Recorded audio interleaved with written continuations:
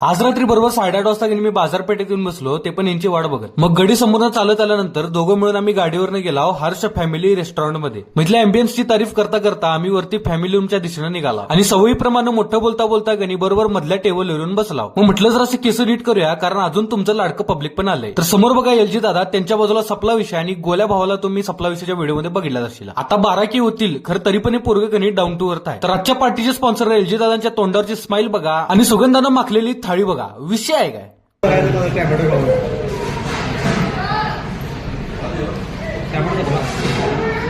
कांदा तर का विषय नाही.